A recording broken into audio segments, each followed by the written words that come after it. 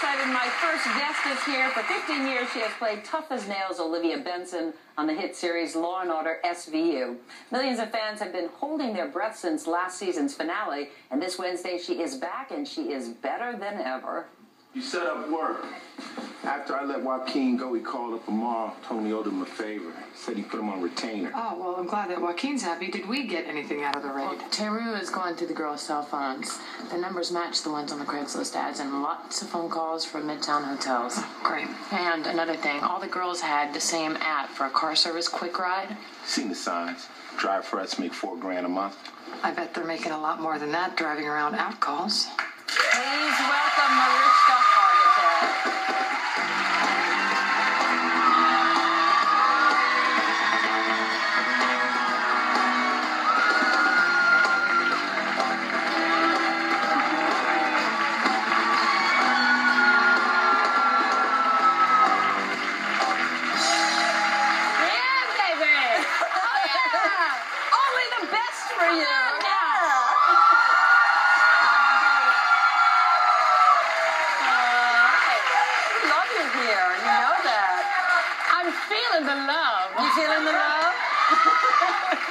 I mentioned to the audience earlier that the first time I met you was at The View, and my son was a huge fan, Gabe, my middle guy, of SVU. He had memorized the entire top of the show, and he was there. He came just as I took him out of school for this because he loves you, and you were so kind. You took a picture with him. She spent so much time with him. And I'll never forget it because it spoke so much about who you are as a person. You did not have children of your own at that point, and now you have 3. And he would gladly marry you if anything goes wrong. Anything goes wrong with the first marriage. But now 3 kids. How much is your character, Olivia, shaped you as a mom? Oh, the character shaped me as a mom. You know, I think that I've sort of been in training to protect and serve, right? For going into my 16th year, and I feel like that's sort of what being a mom is, isn't it? It is, to exactly. Protect and serve. Literally. So, yeah. The show also brought you and your husband together. Your husband, Peter Wright. You described him as a dirtbag defense lawyer. He hates when I describe him like that. But you said the minute you saw him, you knew. This was it. Yeah. You know, it's so weird because people would talk about love at first sight, and I always thought that was a crock. But I think that a part of me knew that he was my guy, and luckily I think part of him felt the same way. So. I was the same way with my husband Richard. I met him in Chicago. I was working there for CBS News. He walked into the bureau, and I thought, this is serious. I thought, this guy is a jerk. And then right after that, I am going to marry him. We mentioned Taylor Swift has a cat named after Olivia Benson. Oh, yes. Oh, yeah, and you talked to her about this, right? You send her little tweets or whatever they are. Yes. Well, you know, we have an online relationship. Yes, you do. So tell me about it. It's what the kids are doing. Tell me about it. You put a collar around your neck. I did. Well, you know, she named her Kitty after me. It was the least I could do. It was so funny. We were trying to think because it was so great. And she posted this tweet, I think it was in May or June, and I had just wrapped the show, and we just had our 10-year anniversary of Joyful Heart, and there was so much going on, and I thought, if she's going to name her cat after me, I better come up with something good. So I needed a few months. But I think I nailed it. Yeah. I really did. You got a lot of hashtags there, by the way. Yeah, I wasn't scared of a hashtag. I think it's a second career. I think it is with you. If it doesn't work out as the sex cop thing, I think I can do that.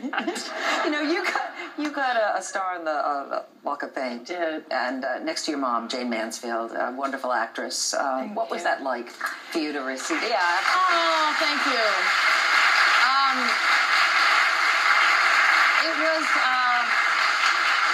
Thank you so much. It was such a beautiful day and a surprisingly emotional one. It was a true marker in my life because it's sort of, you wake up and it doesn't even seem real. And, you're sort of forced to take inventory of what you've chosen for your life. And I think the best way to say it was, when you lose your mother at an early age. You were 3.5? 3.5. Yeah.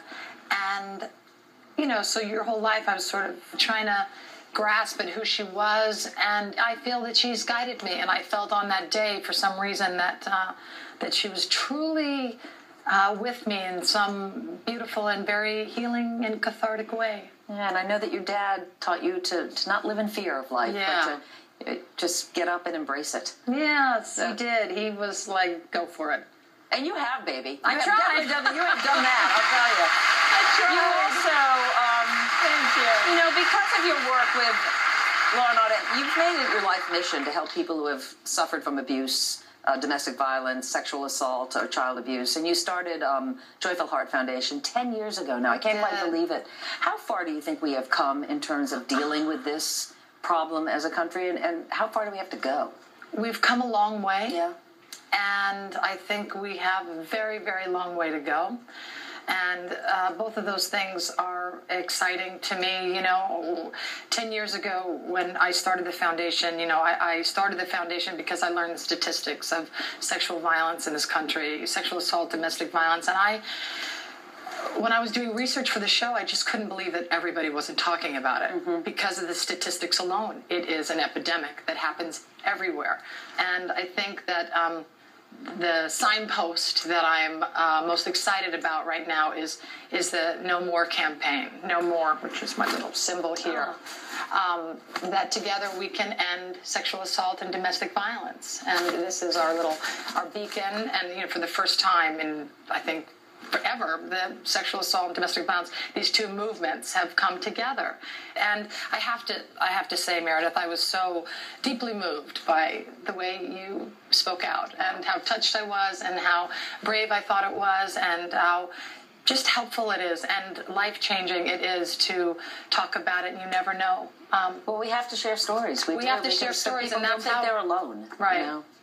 So I was very lucky. We started this campaign, and we just, I had the privilege directing this campaign called No More. And we had all these amazing actors and celebrities come forward and say, I want to be part of this. So it's all about the, you know, victim-blaming attitudes. So if you ask me, where do I think we need to go? I think we need to change these attitudes of, well, you know, she's too smart to let that happen. What was she wearing? But he seems like such a nice guy. Yeah. So where do we need to go? We need to examine our own attitudes about these issues, our own attitudes of victim blaming, and instead of blaming the victim, say, why did he hit her? Exactly. No more. No more. No more. Mariska, thank you so much. And we will have much more with Mariska when we come back.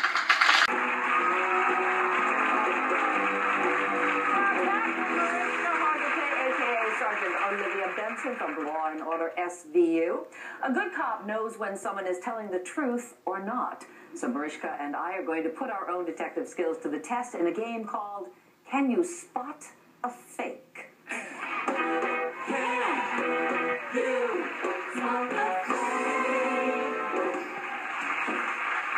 All right, we are going to meet a series of people who may or may not be who they say they are. We'll each get to ask them one question, okay? And then we'll have to decide if we think they're the real deal or a fake. Now, if we get 3 out of 4 right, one lucky member of this audience will win very expensive diamond earrings. Yes.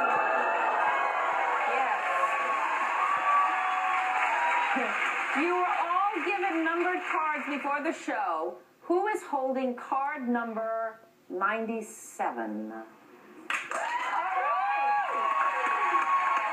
Lucky lady. What is your name? Hi, I'm Karen from Brooklyn. Oh, from Brooklyn, a Brooklyn girl. We love it. All right. All right. We are going to try to get 3 out of 4 and win you those earrings. Are you ready, Mariska? I hope so. All right. Let's play. Suspect number 1, please come out and introduce yourself. Oh, she's giving me big eye already. So, hi, my name is Alita, and you don't know my name, but you know my voice because I am the voice on your voicemail. You asked the first question. How did you get into this line of work? I started in radio when I was 15. What is the first thing you say on the voicemail? You're out! We will confirm. We will confirm. Okay, fake? Are you a fake? So fake. Are you a fake? To leave a message, press 1 or just wait for the tone. To enter a numeric page, press the pound key. For a company directory, press star. You little devil! I am the worst detective ever! Devil! Wow, you're the real deal. Wow, yeah, but The you real tricked deal. us. I'm a little starstruck now. I'm sorry, All I right, didn't you get okay? that. Could you try that again? Oh, man. All right, well, get out of here. Get out of here. All right, suspect, we have to get the next 3 right. The pressure is on for these earrings. Suspect number 2, please come out and introduce yourself. Oh, this is so stressful.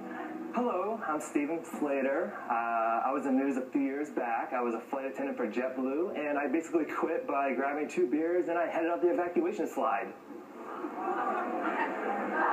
Why did you quit? After 20 years, I just had it. Someone hit me with their luggage, and I was done. I think so. I think fake. Yeah. Yeah. I am the fake. All right. Yeah, all right. That's the real Steven Slater right there. Oh, I'm Steven Belcamino, an actor in NYC. you looked a little like him. Okay, Stephen, very good. Get out. Okay. Suspect number 3, please come out and introduce yourself. Hi, I'm Paris Themin, and Paris Themin. And in 1971, I played Mike TV in the original Willy Wonka and the Chocolate Factory. Or did I? I just saw this movie. How many Oompa whatevers were there? Oompa Loompas. There were 10 Oompa Loompas. 9 of them were men, and 1 was a woman. Okay. Sounds like I think telling he's you? the real deal. I do too. Okay. I'm buying it. We think you're the real deal. Yes!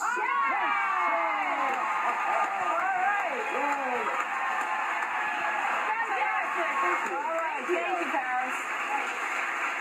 Okay, our final suspect, or I guess I should say suspects, please come out and introduce yourself.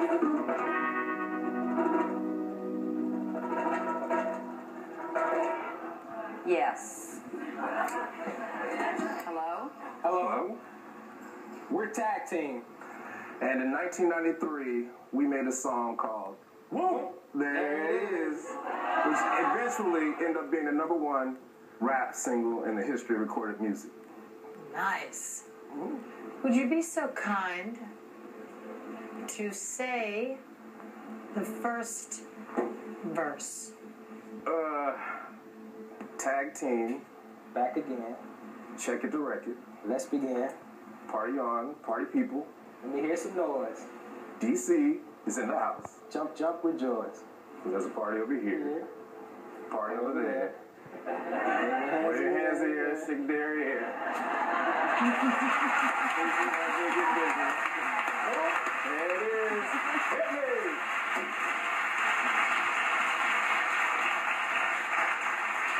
We get this right. Number 97 is going home with diamond earrings. Okay, the pressure's on, but I gotta say, I'm buying it hook, line, and sinker. I'm buying it too. I think you're real. Are you fakers? You sure? I'll show you how fake we are.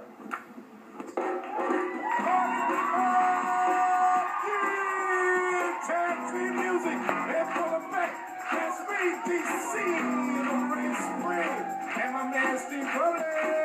We're kicking the flow. We're kicking the flow. Goes a little something like this. Tag Team back again. Check it the record, let's begin. Party on, party people, let me hear some noise. DC's in the house. Jump, jump, rejoice. There's a party over here. A party over there. Wave your hands in the air, shake the cherry, yeah. These 3 words when you get busy. Whoop! There it is. Hit me, whoop!